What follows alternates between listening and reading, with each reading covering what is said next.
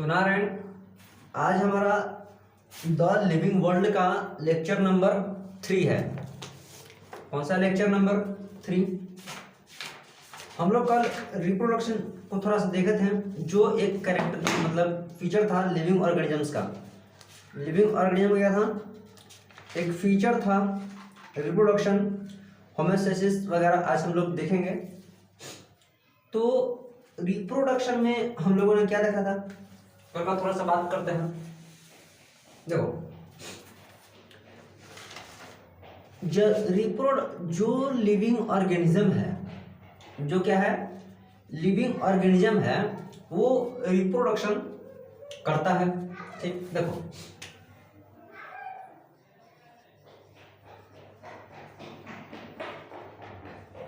Reproduction करता है, लेकिन मजे की बात ये यहाँ पर ये कि जरूरी नहीं है कि जो भी लिविंग ऑर्गेनिज्म है, जो भी क्या है लिविंग ऑर्गेनिज्म है, वो रिप्रोडक्शन करेगा ही करेगा।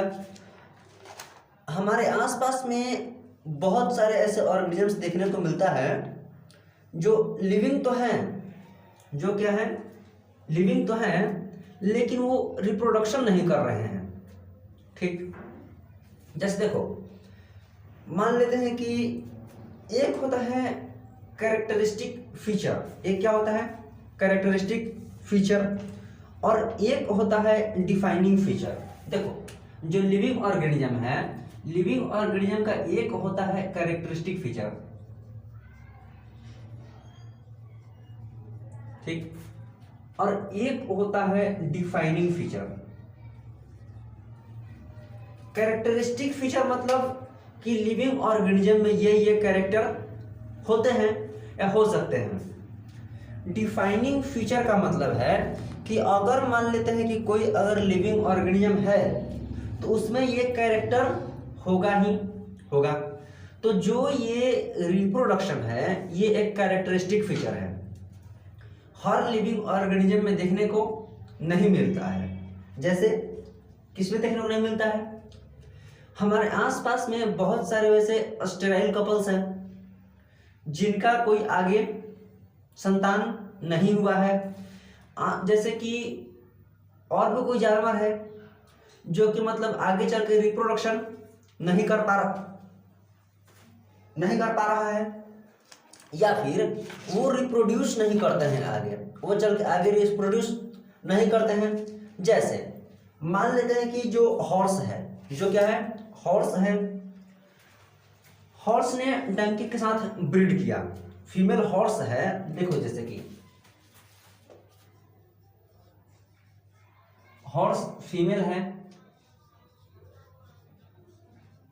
और डोंकी क्या है मेल है। तो फीमेल हॉर्स और मेल डंकी का जो आगे जनरेशन आएगा उसको बोलते हैं म्यूल। उसको क्या बोलते हैं? म्यूल बोलते हैं। और ये म्यूल होता है इनफर्टाइल। ये म्यूल क्या होता है?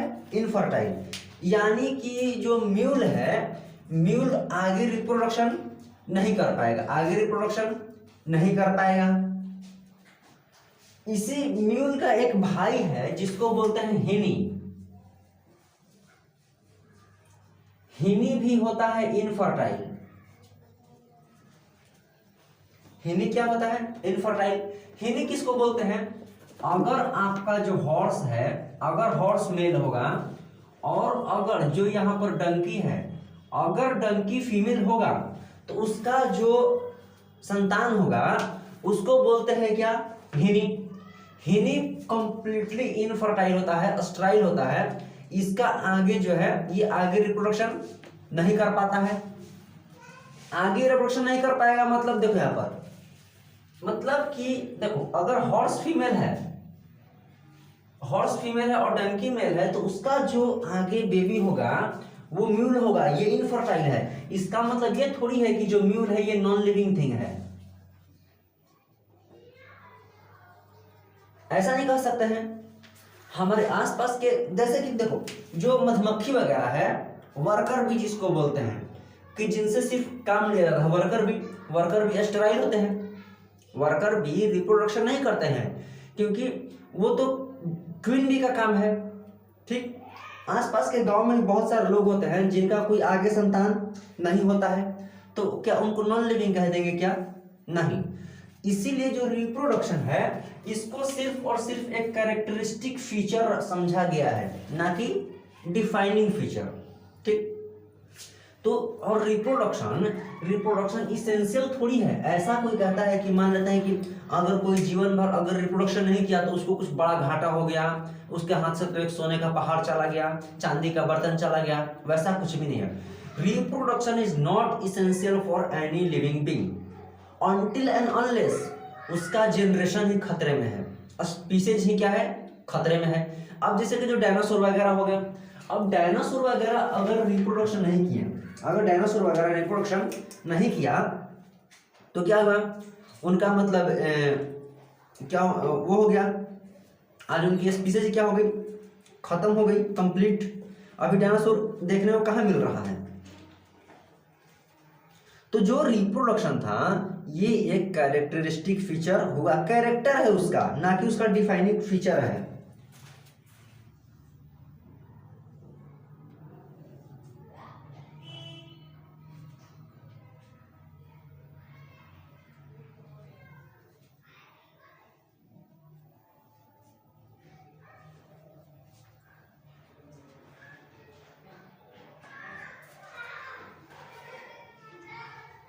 हाँ, तो हम देख रहे थे ये कि रिप्रोडक्शन क्या है, कैरेक्टरिस्टिक फीचर है। अब देखो, रिप्रोडक्शन करने के लिए जो पेरेंट्स होंगे, पेरेंट्स एक हो सकता है और दो हो सकता है। अगर रिप्रोडक्शन में अगर पेरेंट सिंगल है तो इसको बोलेंगे, अगर पेरेंट्स सिंगल है, देखो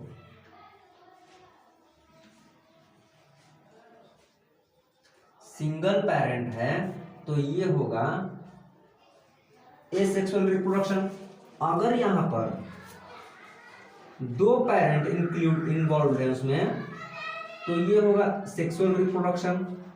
ठीक, देखो अगर सिंगल पेरेंट है तो वो एसेक्सुअल रिप्रोडक्शन है, और अगर दो पेरेंट है तो वो सेक्सुअल रिप्रोडक्शन की कैटेगरी में वो आएगा। अभी देखो जो सेक्सुअल रिप्रोडक्शन है इसको तो हम लोग पूरा एक कंप्लीट चैप्टर अलग से पढ़ने वाले हैं, लेकिन जो एसेक्सुअल रिप्रोडक्शन है इसको हम लोग थोड़ा अभी ही देखेंगे। एसेक्सुअल रिप्रोडक्शन में क्या क्या होगा, जैसे देखो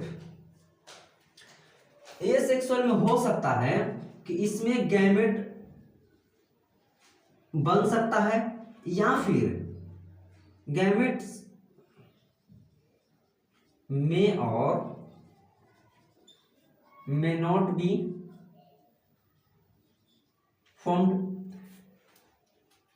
गैमेट्स बन भी सकता है और गैमेट्स नहीं बन सकता है, लेकिन जो मेन फीचर है कि फ्यूजन ऑफ गैमेट्स नहीं पॉसिबल है यहां पर। एसेक्सुअल में not be formed but fusion is absent, but fusion of gamete, fusion of gamete क्या होगा, बंद हो गया। गैमेट बन रहा है नहीं बन रहा है वो बात की बात है, लेकिन अगर गैमेट, पहली बात तो गैमेट्स बनते नहीं है, गैमेट्स क्या होंगे इनमें, बनेंगे नहीं।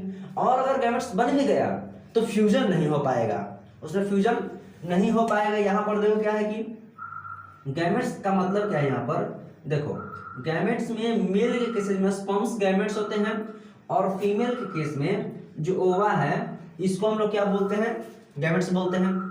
अगर बन गया अगर रेयर केसेस में तो फिर अलग बात है, अदरवाइज नहीं बनता है और बन गया तो आगे चल करके फ्यूजन नहीं होगा। अब देखो एसेक्सुअल रिप्रोडक्शन का बेनिफिट क्या है और मतलब उसका घाटा क्या है। बेनिफिट इसका ये है एसेक्सुअल रिप्रोडक्शन का, फास्ट है। क्या ये फास्ट है। सेक्सुअल रिप्रोडक्शन एक लॉन्ग प्रोसेस है, एसेक्सुअल रिप्रोडक्शन एकदम फास्ट है।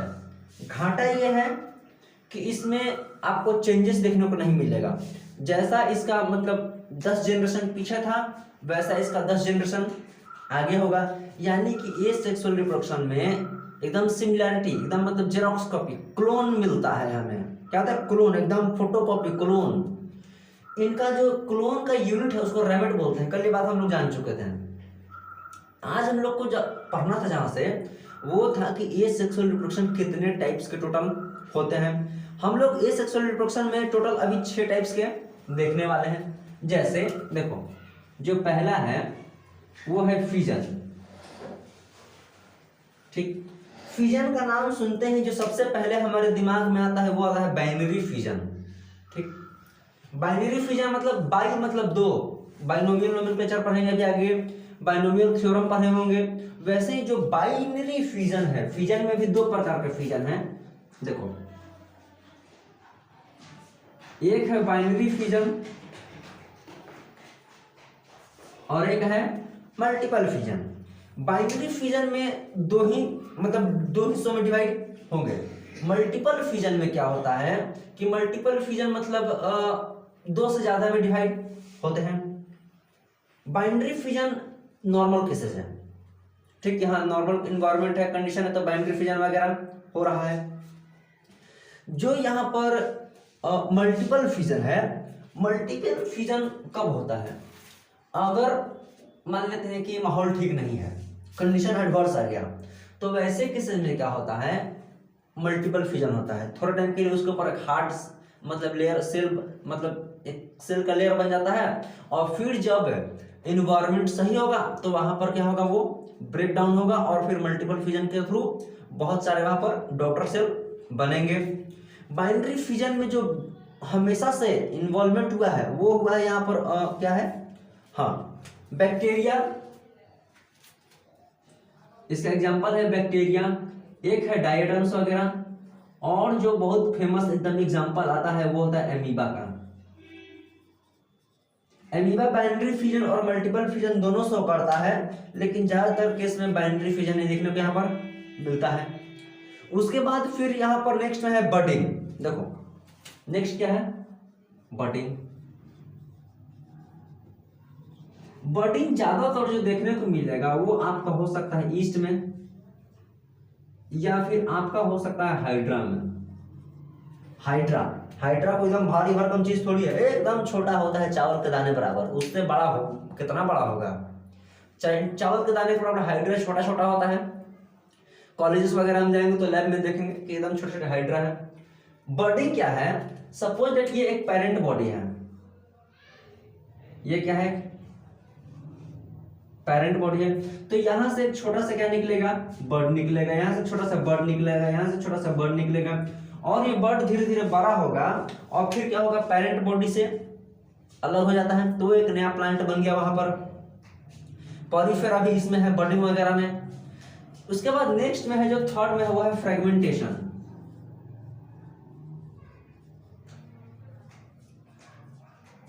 फ्रेगमेंटेशन में क्या मतलब है? फ्रेगमेंटेशन का जो रिप्रोडक्शन का जो तरीका है वो है फ्रेगमेंट्स में बढ़ जाना। एकदम छोटे छोटे फ्रेगमेंट्स में बन गया, और वहां के हर एक बॉडी, हर एक क्या होता है? जो बॉडी पार्ट फ्रेगमेंट्स में बना वो मतलब एक कंप्लीट नया बॉडी बनता है। मजे की बात यह है कि ये फ्रेगमेंटेशन सिर्फ और सिर्फ उन्हीं में होगा जिनमें फिलामेंट्स प्रेजेंट होते हैं। Only whose body is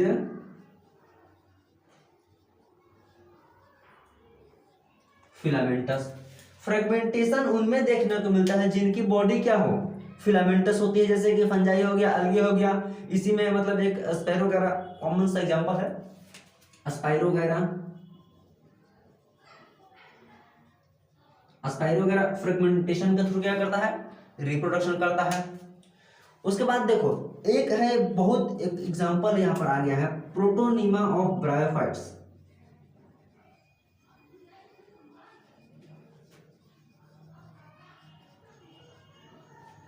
protonema of bryophytes क्या है? देखो, जो ब्रायोफाइट्स है, ब्रायोफाइट्स में 3 कैटेगरी डिवाइड किया गया है।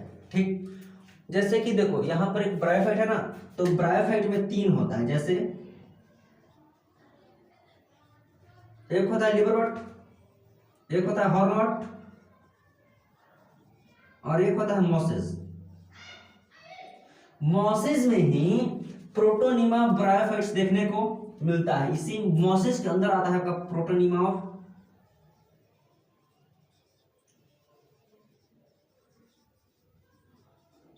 ब्रायोफाइट्स। ठीक, देखो यहाँ पर मतलब देखो प्रोटोनिमा जो है लिवरवट और हॉर्नवट में भी तो होते हैं। प्रोटोनिमा जो है लिवरवट और हॉर्नवट में भी होता है, लेकिन जो क्लियरली विजिबल है वो मॉसेस के केस में जाकर के, मौसा लोग नहीं, मॉसेस, मॉसेस एकदम पतले पतले धागे लाइक स्ट्रक्चर होते हैं। तो लिवरवट में नॉट, इसमें विजिबल नहीं होता है, नॉट विजिबल। और इस वाले मॉसेस में क्या होता है, विजिबल होता है। प्रोटोनिमा ब्रायोफाइट्स क्या होता है, विजिबल होता है। उसके बाद फिर एक चौथा में है आपका रीजनरेशन।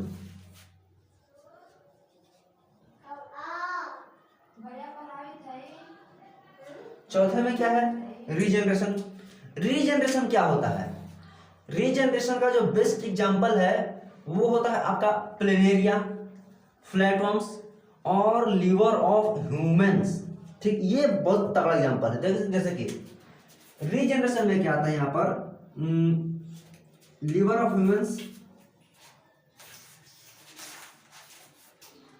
लीवर ऑफ ह्यूमंस एक मतलब बहुत अच्छा क्या करता है, वो रीजनरेशन करता है।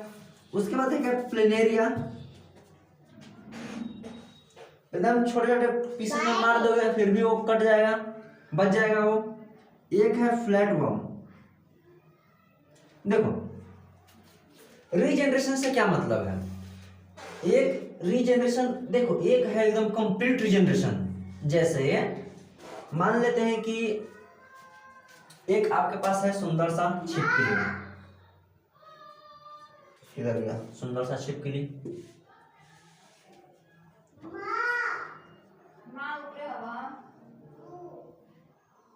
ये मान लो कि थोड़े टाइम के लिए क्या है आपका छिपकली है, सुंदर सा छिपकली है। ठीक, देखो ये पूंछ है उसका, छिपकली ऐसा लग रहा है, हाँ बढ़िया, देखने में तो हालांकि रॉकेट जैसा है, लेकिन ये सपोजेड की क्या है, लिजर्ड है। ठीक, एक्सेप्टेड, ओके। ये एक लिजर्ड है, तो लिजर्ड का क्या होगा कि अगर यहां से अगर पूंछ कट जाए, लिजर्ड में अगर यहां से अगर पूंछ कट गया तो ये लिजर्ड तो वापस से नया वाला पूंछ बना लेगा। लेकिन ऐसा थोड़ी है कि पूंछ कट गया तो उससे नया लिजर्ड बन के घूम रहा है, इससे तो पूरे घर में लिजर्ड लिजर्ड हो जाएगा। घर में अगर झाड़ुआ वगैरह से कहीं लिजर्ड से बढ़ने को लग गया, बढ़नी से लग गया बिछौती वगैरह का, तो बिछौती का पूंछ तो थोड़ा देर गिरता है, छटपटाता है। तो ऐसा थोड़ी है कि थोड़ी देर बाद उस पूंछ से एक नया छिपकली बन गया, तो ये प्रॉब्लम हो जाता फिर। तो ये एक इनकम्प्लीट रीजनरेशन शो करता है कि सिर्फ छिपकली से क्या बनता है, पूंछ बनता है, ना कि पूंछ से क्या बनता है, छिपकली बनता है। हाथ का जो सेल है थोड़ा सा हो सकता है कट के गिर जाए, मान लेते हैं कि स्किन वगैरह थोड़ा सा कट के गिर जाए, तो ऐसा थोड़ी है कि जब स्किन कट के गिरा तो उससे नया का नया ह्यूमन बॉडी बन गया है। ये उधर गिरा है, किधर गिरा है कि नहीं। तो ये था एक इनकम्प्लीट रीजनरेशन। कंप्लीट रीजनरेशन में वो होता है कि अगर कोई भी उसका सेल बचा हुआ है तो वहां से फिर वो टोटल एक नया का नया क्या बना सकता है, ऑर्गेनिज्म बना लेता है। तो वो होता है एकदम क्या, कंप्लीट रीजनरेशन। ये इनकम्प्लीट रीजनरेशन है। ह्यूमन लीवर ह्यूमन बींग्स क्या है, देखो एक्सलेंट रीजनरेशन।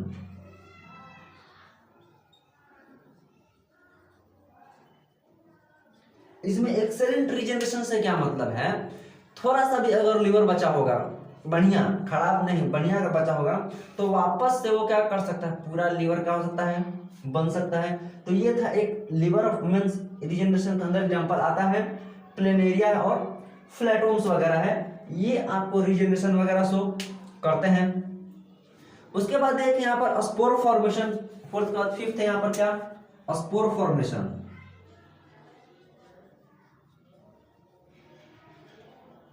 स्पोर फॉर्मेशन में आपका अलगी आ सकता है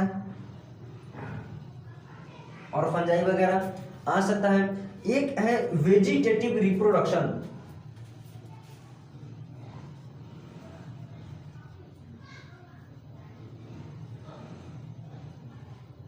वेजिटेटिव रिप्रोडक्शन से क्या मतलब है? ऐसा कि देखो,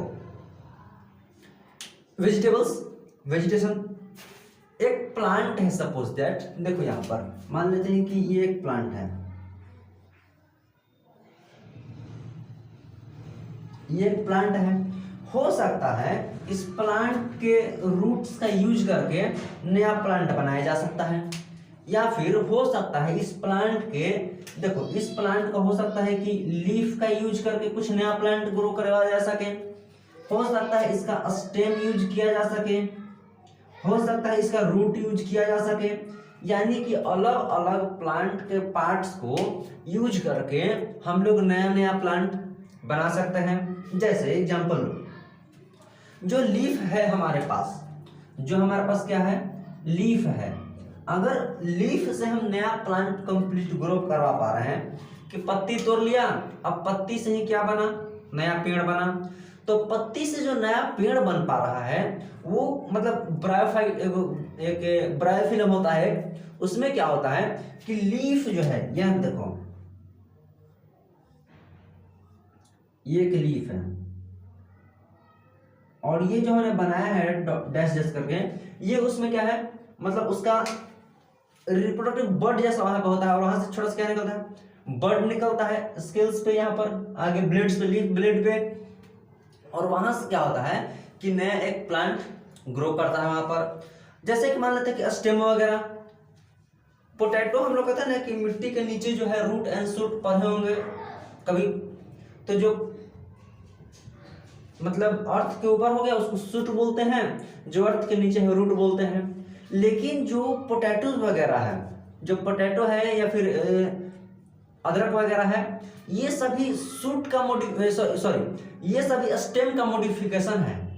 पोटैटो क्या है, देखो पोटैटो हो गया या फिर जिंजर हो गया, अदरक हो गया, पोटैटो एक स्टेम होता है। पोटैटो क्या है, स्टेम होता है, ना कि रूट होता है। हम लोग आलू खाते हैं तो कहते हैं कि आलू जड़ वाला, आलू जड़ नहीं होता है, पोटैटो एक स्टेम है जो कि उसका स्टेम का मॉडिफिकेशन हो रखा है वो। और जिंजर, अदरक, अदरक भी क्या है, स्टेम का मॉडिफिकेशन है। ठीक, देखो कभी कभी क्या होता है कि जो ये रिप्रोडक्शन हो रहा है, ठीक, रिप्रोडक्शन जो यूनिसेलुलर वाले हैं, यूनिसेलुलर मतलब जिनमें एक ही सेल हो, जिसमें सिंगल पेरेंट्स क्या हो, इन्वॉल्व हो, वो क्या करता है, इसके लिए रिप्रोडक्शन और ग्रोथ एक ही है।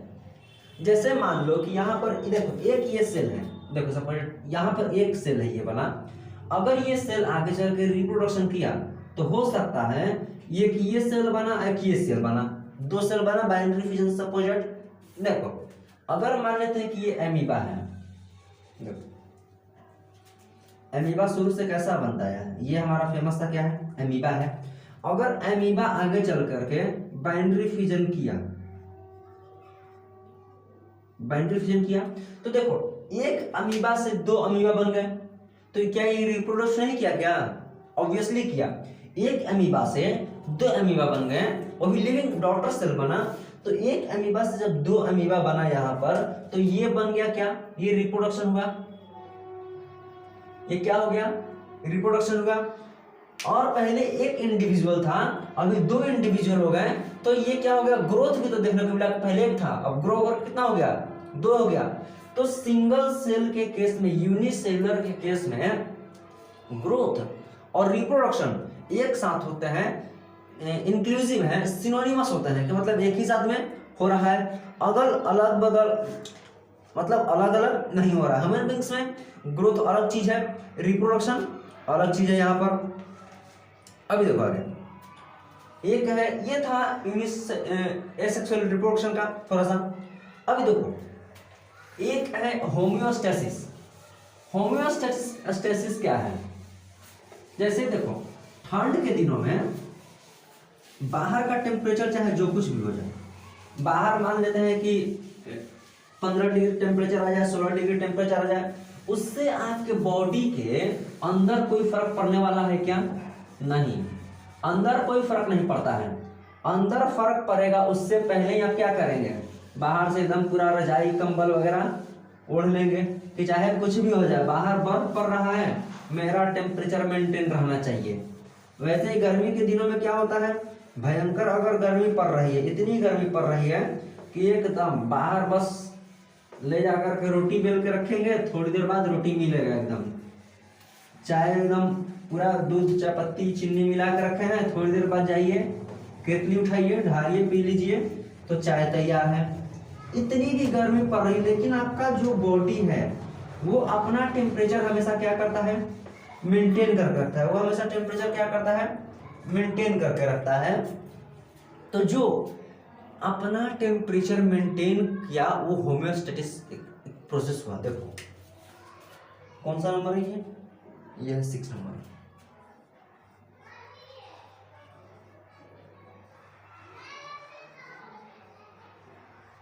होम्योस्टेसिस क्या कर रही है, it is maintenance of constant and favourable internal environment condition suitable for functioning of body of organism. मान लेते हैं कि मेरा लीवर है, मेरा किडनी है, मेरा लंग्स है, मेरा हार्ट है, या फिर मेरा जो भी ब्लड सेल्स वगैरह हैं वो सभी प्रॉपर फंक्शनिंग कर सके, मतलब एकदम सही से काम कर सके। उसके लिए बॉडी का जो इंटरनल टेम्परेचर है वो मेंटेन होना चाहिए। मान लेते हैं कि थोड़ा सा टेम्परेचर अगर गिरा, मान लेते हैं कि अभी का जो टेम्परेचर है अगर थोड़ा सा टेम्परेचर और गिरा और हो जाता कि क्या हुआ, तो सारे ब्लड सेल्स क्या हो गए, एकदम बर्फ बन के जमे हुए हैं। तो जब ब्लड सेल्स जम गया तो मतलब और प्रॉब्लम हो जाती। तो बाहर का चाहे जो भी टेम्परेचर हो, हमारा बॉडी का जो इंटरनल टेम्परेचर है वो एकदम मेंटेन रहता है। क्या रहता है, मेंटेन रहता है, ताकि जो बॉडी का प्रॉपर फंक्शनिंग हो वो सही से मतलब काम कर सके। जैसे मान लो कि ठंड का दिन है, अब ठंड के दिनों में पानी पी रहे हैं, तो पानी आप भले बर्फ पीजिएगा, मान लेते हैं कि आप बर्फ काट करके क्या कर गए, खा गए।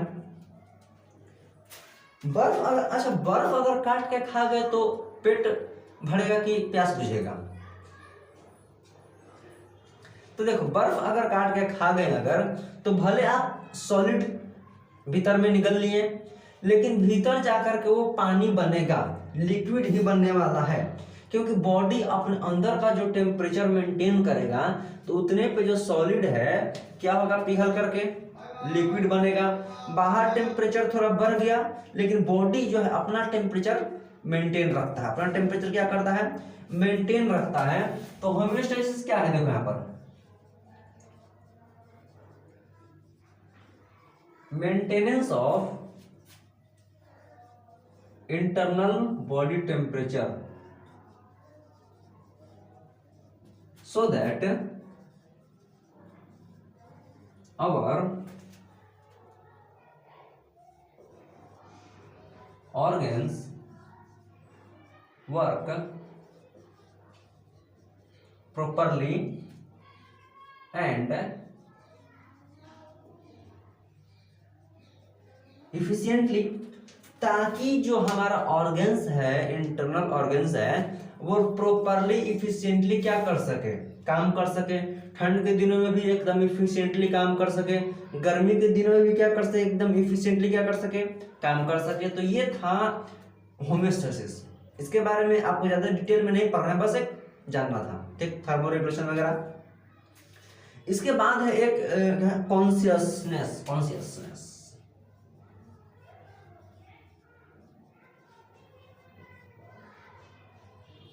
देखो कॉन्शियसनेस का क्या मतलब है, it is awareness of surrounding and response to external stimulus. देखो कॉन्शियसनेस मतलब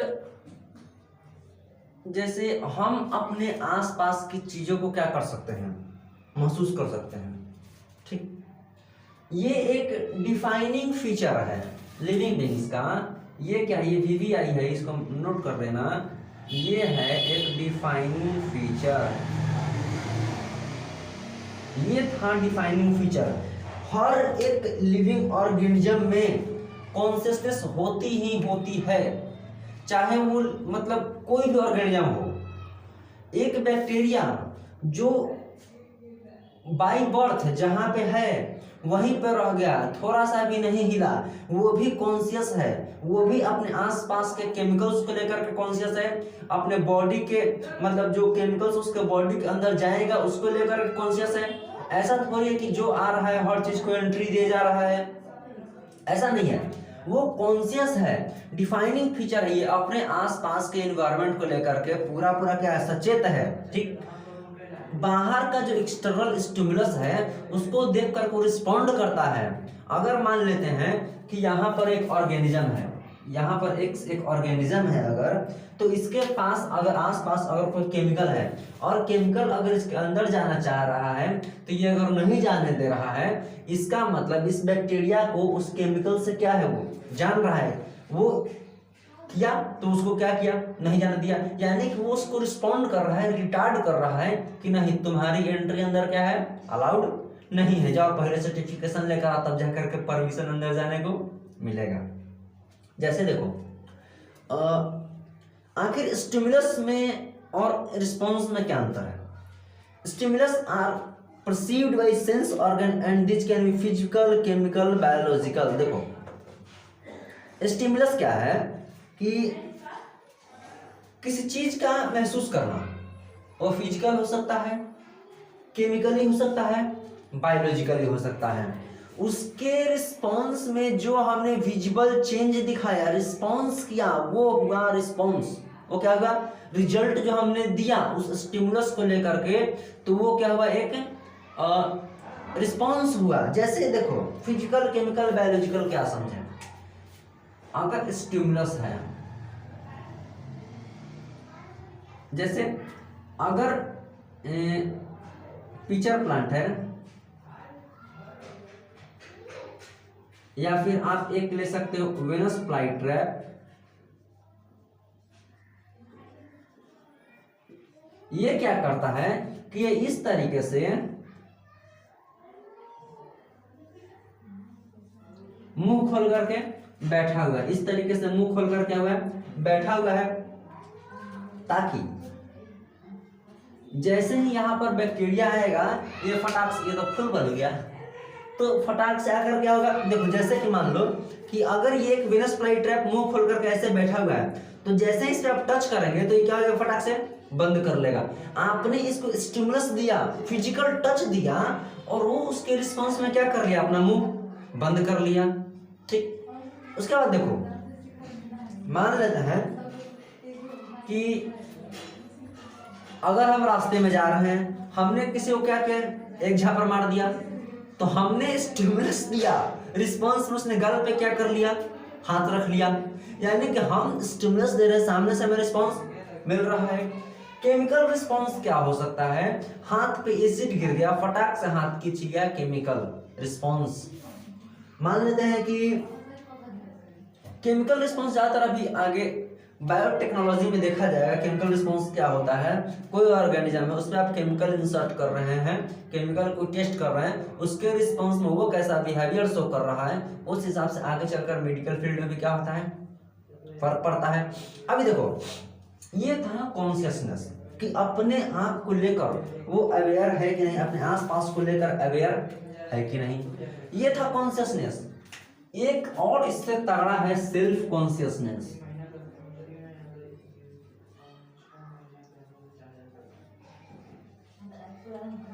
सिर्फ और सिर्फ ह्यूमंस में देखने को मिलता है, दूसरे जानवरों में नहीं। कॉन्शियसनेस एक डिफाइनिंग फीचर है, self consciousness is not a defining feature.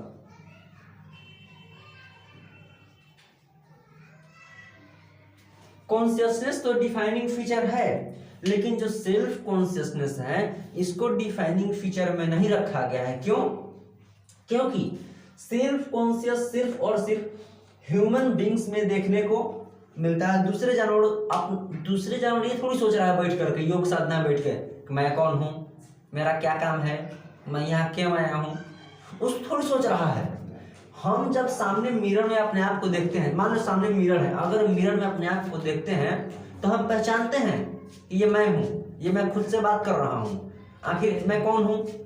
ये सभी चीजें अपने आप को दे करके एक सेल्फ कॉन्शियस आपको बनाता है। और हावी था पापा ने तो बताया। सेल्फ कॉन्शियस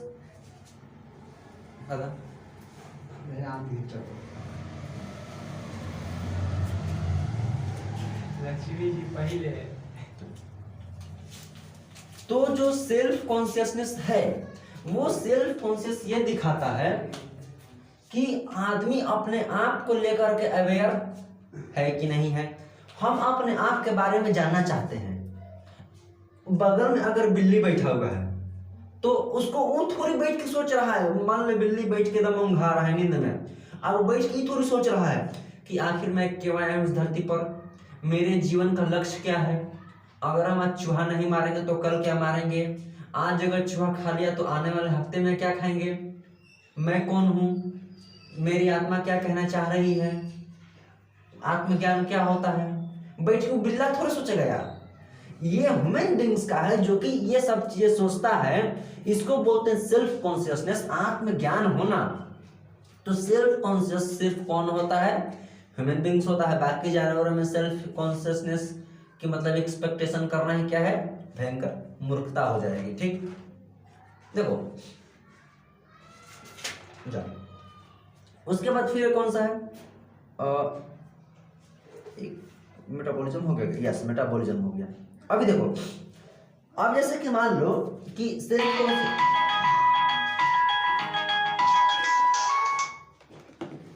कॉन्शियस यहां पे हो गया। उससे भी मजे की और बात सुनो यहां पर कि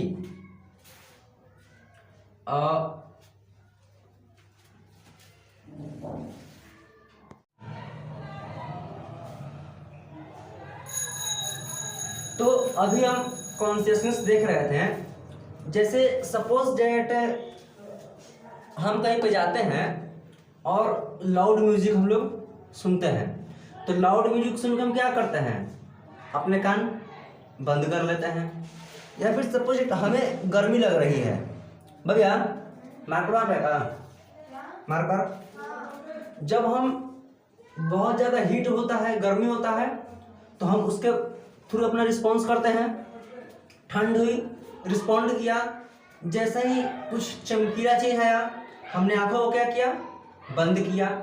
यानी कि हमारे पास डिफरेंट डिफरेंट क्या है, सेंस ऑर्गन्स हैं। क्या है, सेंस ऑर्गन्स हैं। सेंस ऑर्गन से हम सेंस कर पाते हैं, चीजों को क्या कर पाते हैं, महसूस कर पाते हैं। कि बहुत तेज अगर नॉइज आ रहा है तो कानों को बंद कर लो, सामने से अगर बहुत तेज अगर रोशनी आ रहा है तो आंखों को बंद कर लो, बहुत ज्यादा अगर धूल मिट्टी आ रहा है तो हम लोग क्या करते हैं, अपने नाक को बंद कर लेते हैं थोड़े टाइम के लिए, नहीं तो फिर प्रॉब्लम हो जाएगी, नाक ज्यादा देर के लिए बंद कर लिए तो। ऐसा प्लांट्स के केस में नहीं है। प्लांट्स के पास क्या है, प्लांट्स के पास ऐसा स्पेशल मतलब उसके पास सोफिस्टिकेटेड स्ट्रक्चर नहीं है। सोफिस्टिकेटेड स्ट्रक्चर मतलब अलग से कान नहीं है, अलग से नाक नहीं है, अलग से आंख नहीं है, अलग से मुंह नहीं है, अलग से पैर नहीं चलने के लिए। जैसे सपोज देखो, प्लांट्स रिस्पॉन्स तो करते हैं, बहुत स्लो रिस्पॉन्स करते हैं। जैसे कि देखो, भले ही मेडिकल साइंसेस वगैरह कह रही है कि प्लांट्स जो है म्यूजिक वगैरह को सुन नहीं पाता, रिस्पॉन्स नहीं करता है, लेकिन लेटेस्ट रिसर्च के अकॉर्डिंग प्लांट्स जो है, वैसे प्लांट्स जो हमेशा म्यूजिक सुनते हैं उनका बिहेवियर अलग रहा है सेम प्लांट्स का जो कि नॉर्मल इन्वायरमेंट में रह रहे हैं। प्लांट्स अब जैसे कि मान लो कोई प्लांट है, अब बाहर जाकर के मान लेते हैं कि 10 गो उसके पास एलईडी बल्ब जला दिए, तो क्या वो प्लांट रात में ही फोटोसिंथेसिस करने लगेगा क्या? नहीं। प्लांट्स के पास भर भर के डीजे बजा रहे हैं, तो क्या प्लांट्स वहां से दौड़ करके भाग जाएगा क्या कि नहीं नहीं नहीं यहाँ बहुत अन्नस भरा रहा है, भागो यहाँ से? वैसा कुछ भी नहीं है। प्लांट्स के पास मतलब अलग से कोई स्ट्रक्चर नहीं है, लेकिन फिर भी प्लांट्स रिस्पॉन्स करते हैं किसको? लाइट को। लाइट को प्लांट रिस्पॉन्स कर, जैसे सनफ्लावर बहुत ही कॉमन प्लांट है, फ्लावर है, उसको देखेंगे तो जिधर सन उधर क्या होता है, घूम जाता है। कुछ प्लांट्स ऐसे भी हैं जो दिन के टाइम पे तो खिले रहते हैं, दिन के टाइम पे क्या रहते हैं, खिले रहते हैं। साथ ही साथ क्या करते हैं वो कि जैसे रात हुई तो बंद हो गए। पॉल्यूशन को लेकर के भी प्लांट्स क्या है, रिस्पॉन्स करते हैं थोड़े बहुत, लेकिन एकदम झटक झटक नहीं, तुरंत अभी हवा बहा बंद कर लिया। सन मान लेते हैं कि सनसेट हुआ, तो अगर मान लेते हैं कि 6 बजे सनसेट हुआ, 6 PM में क्या हुआ, सनसेट हुआ, तो क्या प्लांट सारे एकदम 5:59 तक सब जगे रहेंगे, 6 बजने का पूरा इंतजार करेंगे कि जैसे ही 6 बजा फटाक फटाक केवाड़ी बंद करो अपना अपना? ऐसा तो नहीं होता है। यानी कि स्लो डाउन बहुत मतलब स्लो प्रोसेस है। आप ऑब्जर्व करने जाएंगे तो बहुत क्या हो जाएगा, टाइम बर्बाद हो जाएगा। ठीक, जैसे देखो यहाँ पर लिखा हुआ है, कभी कभी टच वगैरह, मिमोसा प्यूडिका एक प्लांट है जिसको मतलब कॉमन भाषा में लोग छुई मुई कहते हैं, टच मी नॉट प्लांट कहते हैं। ये क्या करता है कि जैसे ही इसको छुएंगे तो पत्तियां क्या हो जाती हैं, बंद हो जाती है। हमने उसको स्टिमुलस दिया, फिजिकल स्टिमुलस दिया, टच किया, रिस्पॉन्स में उसने अपने लीफ को क्या किया, सिकोड़ लिया। तो इस तरीके की चीजें हैं। देखो biology is very interesting, entire science is very interesting, entire subjects are very interesting. जब आप उनको इंटरेस्ट के साथ पढ़ेंगे तो मजा आ जाएगा। अब देखो मजे की बात यह है कि हाँ, ह्यूमन का हम लोग सेल्फ कॉन्शियस है तो समझ ही लिए थे। देखो कभी कभी क्या होता है कि क्या है, हाँ, सेल्फ कॉन्शियस हम लोग समझ लेते हैं कि हम लोग अपना आत्म चेतना समझ पाते हैं, हम लोग फील कर पाते हैं, हम लोग दूसरे का मतलब जो लव है वो फील कर पाते हैं, दूसरे का नफरत फील कर पाते हैं। मतलब बहुत सारी चीजें जो हैं सेल्फ कॉन्शियसनेस है तो हम क्या कर पाते हैं, उसको महसूस कर पाते हैं। Useful inheritable change in form, function and behaviour which enables an organism is considered best adapted to an environment when it possesses inherited traits that enhances its survival and breeding its that environment। हम लोग यहाँ से दूसरे जगह चले हैं जब, तो होता क्या कि हम अपने आसपास के इन्वायरमेंट को लेकर भी हमेशा क्या रहता है, जागरूक रहते हैं कि आसपास ठंडा इन्वायरमेंट है, फटाक से जैकेट स्वेटर निकाल लिया, गर्म इन्वायरमेंट है, एसी कूलर ऑन कर लिया। तो वैसे में क्या होगा कि अगर एक एरिया है जहाँ पे कॉन्टिन्यूअस कोल्ड सीजन है, ठीक, या फिर समर सीजन चल रहा है वहां पर, तो हम लोग क्या करते हैं, अगर भयंकर समर सीजन चल रहा है तो हम लोग उस माहौल के अकॉर्डिंग अपने आप को उस क्या कर लेते हैं, बदल लेते हैं। हम लोग उसी इन्वायरमेंट में खुद को अडेप्ट कर लेते हैं। अडेप्ट मतलब उसके हिसाब से माहौल में रहना। जैसे कि मान लो कि कोई गरीब है तो वो अभी रह रहा है आराम से घर में, जैसे अमीर होगा तो फिर पैर पे पैर चढ़ा के बैठेगा, उसको बिना एसी के नींद नहीं आएगा, बिना कूलर के नींद नहीं आएगा। तो इस तरीके से क्या है कि इन्वायरमेंट के अनुसार हम लोग क्या करते हैं, अडेप्ट करते हैं, अपने आप को इनहेंस करते हैं। उसको क्या करते हैं कि लाइफ में इनहेंसमेंट हुआ, कभी कभी डिग्रेडेशन भी हो जाता है। ठीक, एडेप्टेशन का सिर्फ ये मतलब नहीं है कि अपग्रेडेशन हो। देखो एडेप्टेशन जो है, adaptation is not equal to upgradation. Upgrade का मतलब होता है ऊपर बढ़ना, एक स्टेप। मान लेते हैं कि कोई गरीब आदमी है तो उसके पास बहुत पैसा आ गया, तो वो समय के साथ क्या किया, अपना लाइफ अपग्रेड किया। अब बहुत पैसा है, अब अमीरों का जो लक्षण है वो एडेप्ट कर रहा है कि अमीर क्या करते हैं, थोड़ा सा खाते हैं तो थोड़ा सा खाएगा, और क्या करते हैं तो बहुत खाना बर्बाद करते हैं तो बहुत खाना बर्बाद करेगा। अमीर क्या करते हैं तो डिफरेंट चॉकलेट्स का प्रचार करते हैं, खुद खाते हैं तो छिछी ना, वो नहीं खाते हैं। अमीर क्या करते हैं, दिन भर में 75 वो क्रीम लगाते हैं। हाँ, क्या वो मतलब, तो अमीर की तरह हम भी क्या करेंगे, हम 75 वो क्रीम लगाएंगे। हम लोग अमीर क्या करते हैं, पान मसाला का ब्रांडिंग करते हैं तो हाँ करते हैं, खुद खाते हैं तो नहीं। तो मतलब वो अमीरों वाला क्या किया, हरकत अडेप्ट किया। अब क्या हुआ कि अचानक से कोई कोर्ट केस में फंस गया, सारा प्रॉपर्टी क्या हो गया, जब्त हो गया। अब वापस से क्या हो गया, उसका बेचारा गरीबी रेखा के नीचे आ गया, बीपीएल कार्ड बनवाएगा, जाकर के राशन डीलर के पास से राशन लेकर के आएगा। पहले मतलब 200 रुपये किलो वाला चावल खाता था, अब 20 रुपये किलो वाला चावल खाएगा। यानी कि वो इन्वायरमेंट में क्या कर रहा है, इसको बोलते हैं लाइफ में एडेप्टेशन करना। लाइफ में क्या करना, एडेप्टेशन करना। वैसे इन्वायरमेंट को लेकर के डिफरेंट डिफरेंट जो जानवर भी हैं वो भी अडेप्ट करते हैं। जब आगे चल के हम लोग इवोल्यूशन पढ़ेंगे, क्या पढ़ेंगे, इवोल्यूशन पढ़ेंगे। इवोल्यूशन में बेहतर तरीके से हम लोग समझेंगे कि कैसे कोई स्पीसीज किसी इन्वायरमेंट में अडेप्ट करता है, किसी इन्वायरमेंट में क्या करता है, अडेप्ट करता है। साथ ही साथ वो जब बहुत लॉन्ग टाइम तक रहता है तो वो जो एडेप्टेशन हुआ उसमें पीढ़ी दर पीढ़ी क्या होता है, मतलब बच्चों में भी क्या होता है, ट्रांसफर होते जाता है। क्या होता है, ट्रांसफर होते जाता है।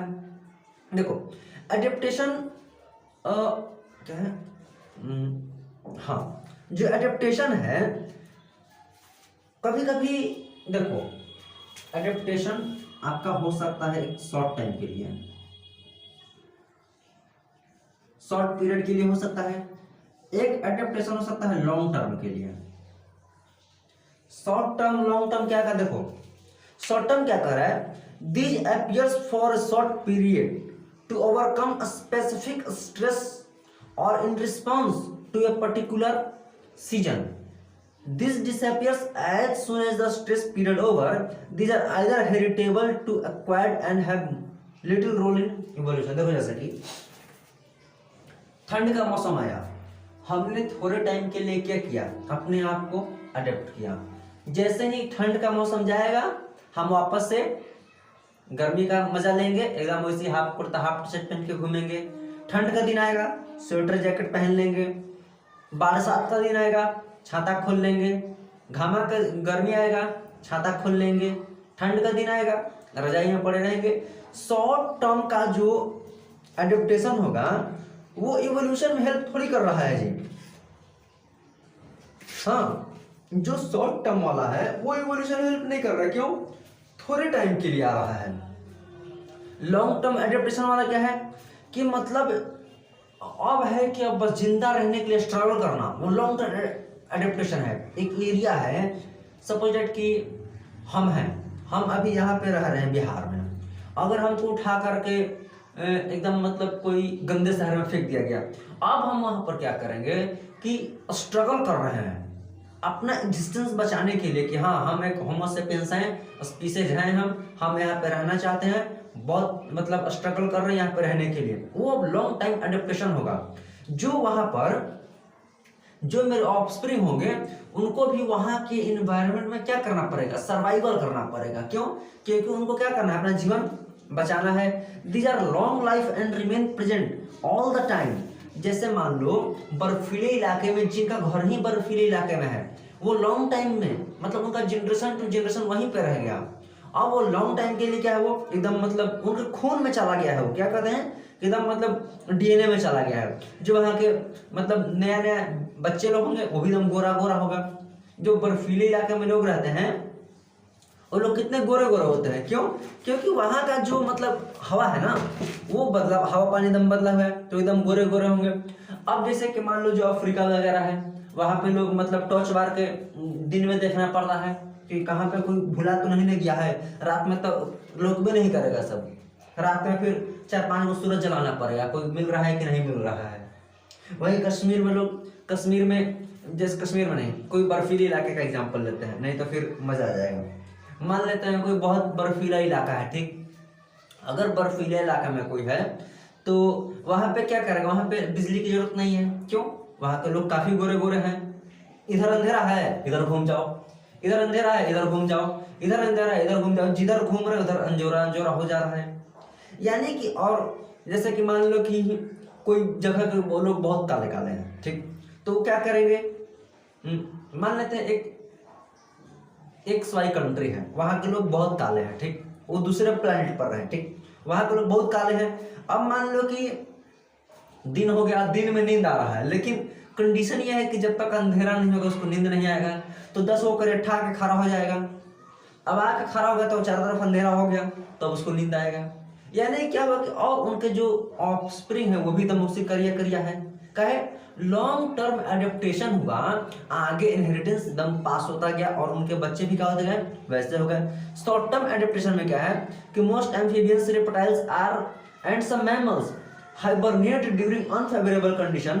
Their metabolism is slowed down and they utilize stored energy to stored nutrient to obtain energy. जैसे कि देखो कुछ, जैसे कि मान लो कि हाइबरनेशन वगैरह है। हाइबरनेशन क्या होता है, जो फ्रॉग्स वगैरह हैं, फ्रॉग देखो हाइबरनेशन क्या है,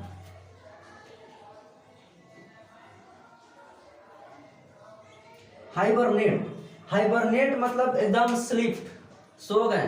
ठीक, अब देखो जैसे कि मान लेते हैं कि हाइबरनेशन कर रहा है, हाइबरनेशन में सोया हुआ है आराम से, तो जैसे ही उनका फेवरेबल कंडीशन आएगा, देखो ये सभी एडेप्टेशन है। एडेप्टेशन में शॉर्ट टर्म एडेप्टेशन हो चाहे लॉन्ग टर्म एडेप्टेशन हो चाहे कुछ भी हो, ये सभी सिर्फ और सिर्फ अनफेवरेबल कंडीशन,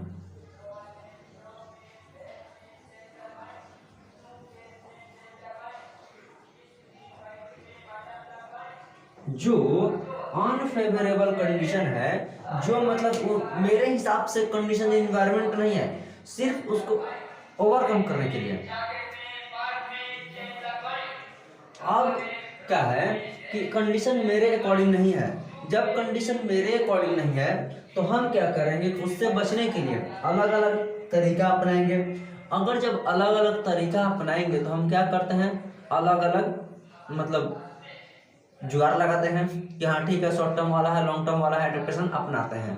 अगर मान लेते हैं कि देखो अगर आपके पास 5 रुपए का नोट हो, फिर 10 रुपए का नोट हो, फिर 100 रुपए का नोट हो, फिर 1000 रुपए का नोट हो, हालांकि बैन हो गया है, और फिर 2000 रुपए का नोट हो, और अगर आप कहीं दुकान में गए हैं और 5 रुपए का अगर आप बिस्किट खरीद रहे हैं, तो जाहिर सी बात है कि आप 5 रुपए उसको क्या करेंगे, देंगे।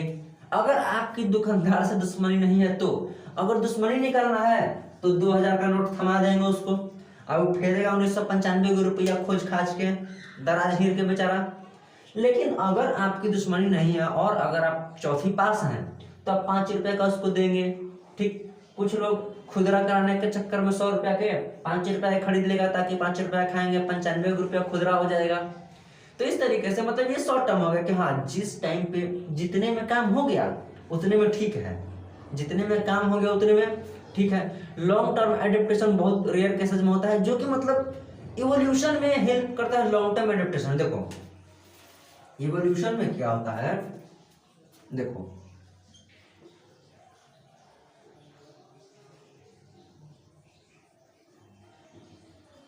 लॉन्ग टर्म एडेप्टेशन जो है यही जा करके इवोल्यूशन में हेल्प करता है। जैसे कि देखो मान लेते हैं कि चलो इवोल्यूशन पढ़ेंगे ना तो उसमें डिटेल में पढ़ेंगे इसको कि एडेप्टेशन वगैरह के बारे में। नेक्स्ट वन था 9 नंबर इवोल्यूशन। यहाँ पे शॉर्ट टर्म में इवोल्यूशन को समझ लो। 8 नंबर था ना, 7 8 में क्या था, 8 में था एडेप्टेशन आपका, ये 8 नंबर था।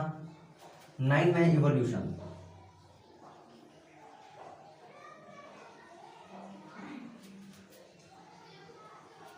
डिस्टर्ब किधर गया,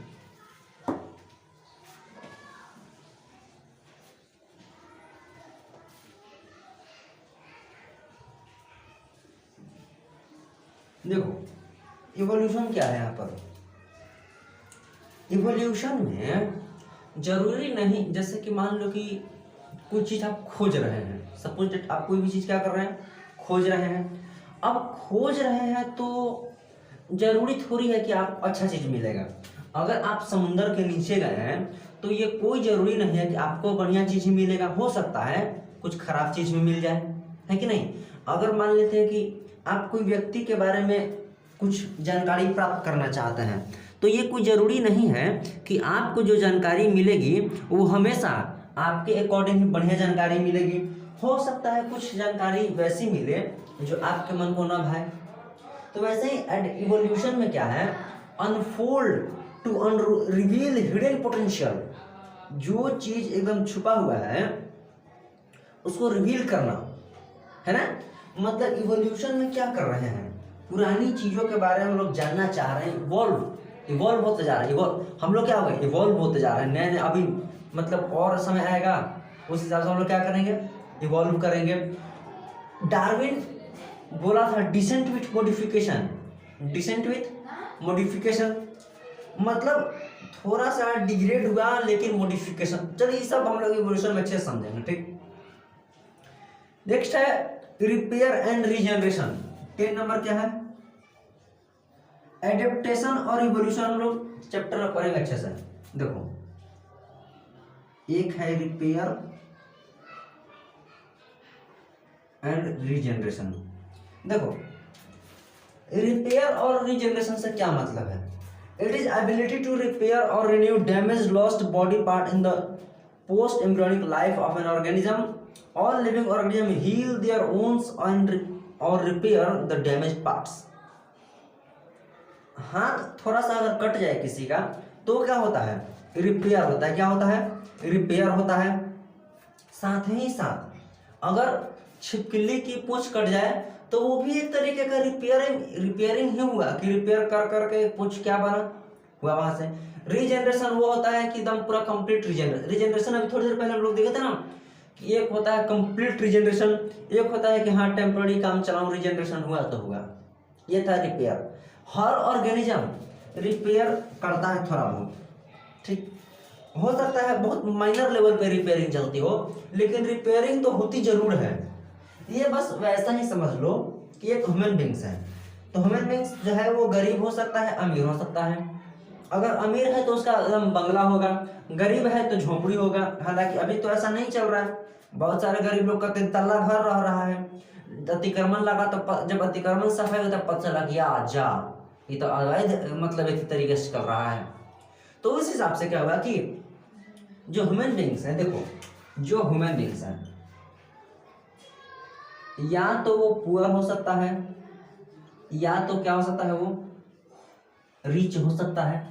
अगर पुअर है तो पुअर का क्या होगा, कॉटेज होगा। रिच है तो क्या होगा, घर होगा, एंटीलिया होगा उसका। अब देखो क्या कह रहा है कि अगर गरीब के झोपड़ी है, अगर उसके ऊपर से कुछ उधिया गया मान लो तो क्या करेगा, उसका मरई फिर से गिराएगा, रिपेयरिंग करेगा उसका, ठीक।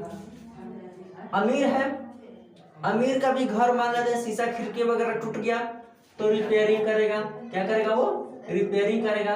यानी कि जो रिपेयरिंग एंड रीजनरेशन है वो छोटा से छोटा बैक्टीरिया हो चाहे बड़ा से बड़ा यूकैरियोट्स हो, वो जरूर कुछ ना कुछ क्या करता है, अपना रिपेयरिंग करते रहता है। इन सब के बाद टोटल चीज रिपेयर पढ़ लिए, रीजनरेशन पढ़ लिए, इवोल्यूशन पढ़ लिए, मतलब समझ लिए एडेप्टेशन हो गया, कॉन्शियसनेस हो गया, सेल्फ कॉन्शियसनेस हो गया और मेटाबॉलिज्म हो गया। ये सब कुछ जानने के बाद जो अब रिपेयरिंग कितना दिन चलेगा, रिपेयरिंग जैसे कि मान लो कि मरई बार बार गिर जा रहा है तो गरीब आदमी क्या करेगा, गरीब आदमी कहेगा कि चलो छोड़ो हटाओ, अब नया मतलब ये मरई की उम्र हो गया है, अब नया मरई बनाओ एक ठो। घर अगर बार बार एक बार दो बार गिर जा रहा है तो आदमी क्या कहेगा कि चलो छोड़ो आराम से नया घर बनाओ। क्या करना है, नया घर बनाओ। तो इस तरीका से क्या होता है कि एक चीज का सर्टेन एज है कि इस उम्र कोई भी हम लोग घर वगैरह बनाते हैं तो इंजीनियर क्या कहता है कि ये जो घर मैंने बनाया है इसकी उम्र 100 साल है। इस घर की उम्र कितनी है, 100 साल है। 100 साल के बाद ये घर कभी भी भड़क सकता है, इसमें 100 साल के बाद घर खाली कर दीजिएगा, ना तो घर टूट जाएगा, गिर जाइएगा, मर जाइएगा। यानी कि देखो अब आया कि एक सर्टेन उम्र, क्या आया, सर्टेन उम्र। इस सच्चाई से हम लोग कोई ह्यूमन बींग्स भाग नहीं सकते हैं। एक न एक दिन सबको इस चीज को क्या करना है, फेस करना है, जिसका नाम है एजिंग। क्या है एजिंग?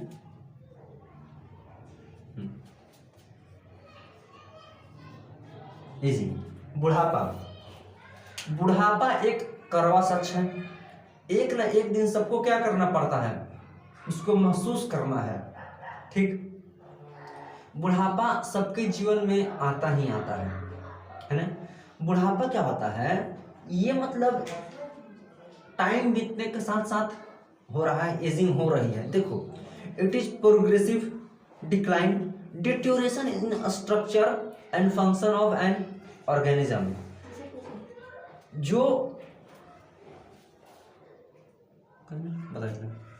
जो प्रोग्रेस, जो देखो जैसे कि जो मेरा आज एज है, आज कितना तारीख है, आज जैसे कि मान लेते हैं कि आज है 19 तारीख, आज है 19 दिसंबर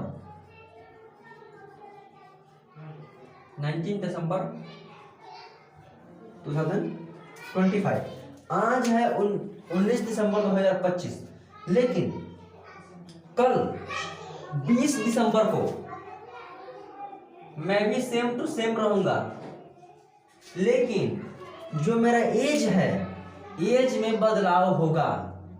जब हम ये लिख रहे थे 19 दिसंबर 2025, उस टाइम पे मेरा एज कुछ और था। जब हम 20 दिसंबर 2025 लिखे, इसी टाइम पे मेरा एज क्या हो गया, कुछ और हो गया। जो एजिंग है second wise, fraction of second में क्या हो रहा है, बढ़ रहा है, बदल रहा है, और ये कभी भी पीछे नहीं होता है। हम लोग कहते हैं ना कि जो मतलब ये जो समय एक बार निकल जाएगा तो समय दोबारा आएगा नहीं। इतना क्या हल्ला हो रहा है, इतना हल्ला क्यों यहाँ पे, इतना हल्ला क्या हो रहा है यहाँ पे। तो जो एजिंग है, एजिंग पर सेकेंड हमेशा क्या हो रहा है, बढ़ रहा है। अभी जैसे कि देखो, अगर हमारे पास किधर गया,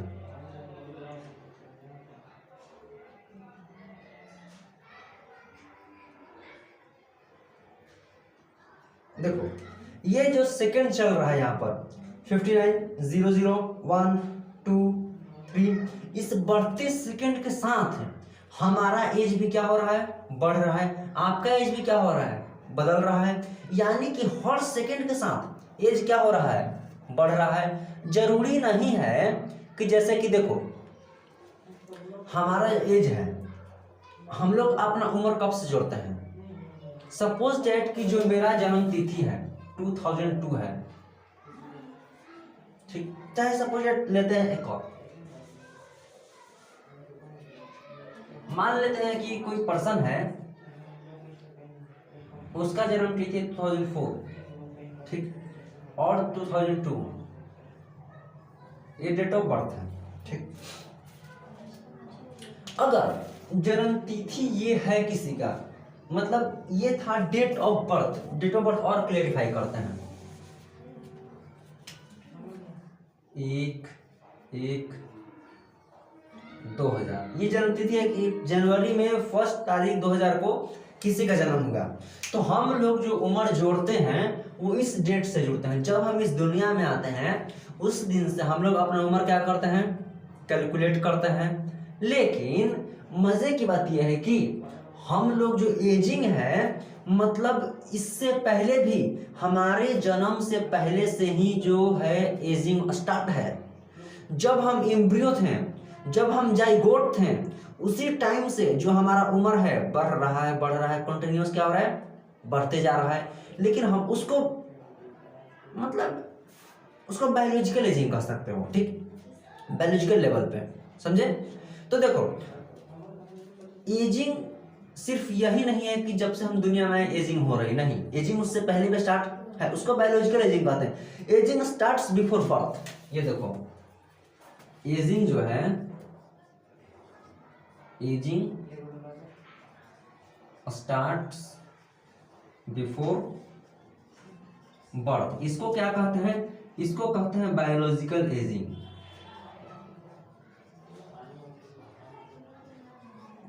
इसको क्या कहते हैं, बायोलॉजिकल एजिंग।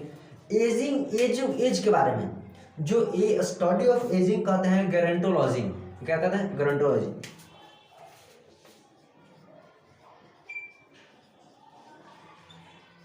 ये क्या है, स्टडी ऑफ एजिंग।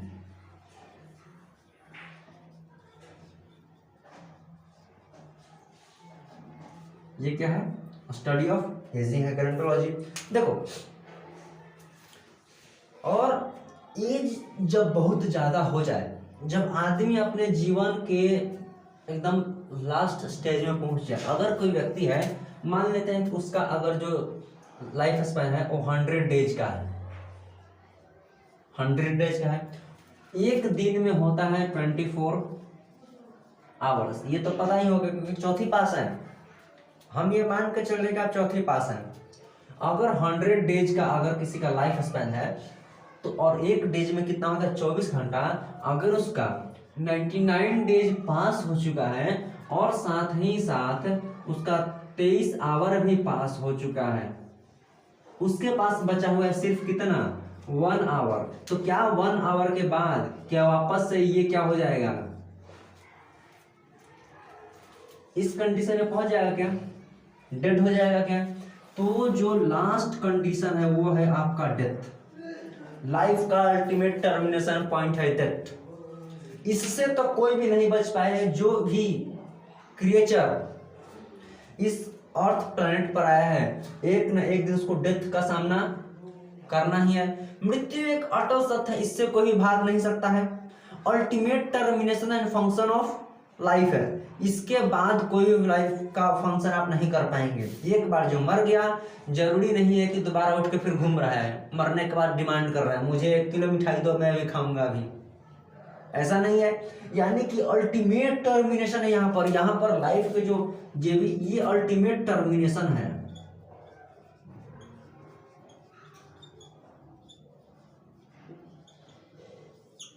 ये क्या है, death, ultimate termination of function of क्या है, लाइफ है।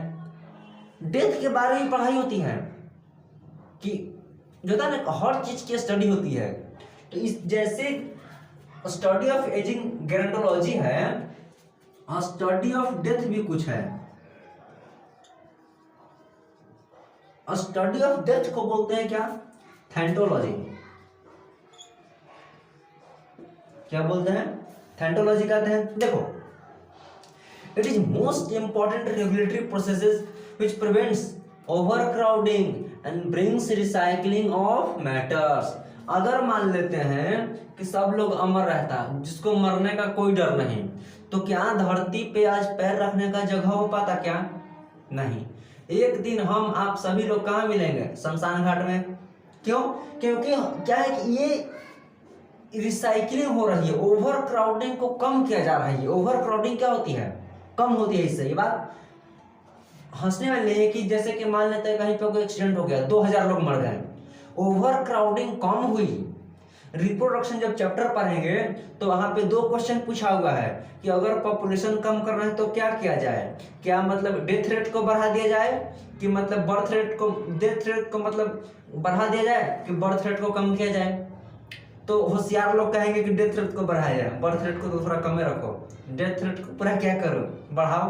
देखो, तो जो यहाँ पर ये डेथ है, डेथ क्या है, अल्टीमेट एकदम लाइफ का वो टर्मिनेशन पॉइंट है कि बस यहाँ पर आकर क्या फुल स्टॉप लगाओ। देखो, डेथ में भी यहाँ पर 2 डेथ बताए गए हैं, याद है कि थोड़ा अपर हो जाएगा। देखो, डेथ में एक है क्लिनिकल डेथ,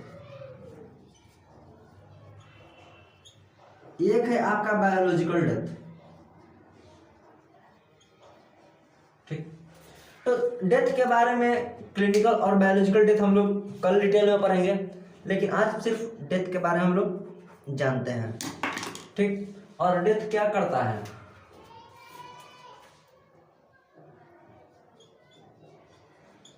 प्रिवेंट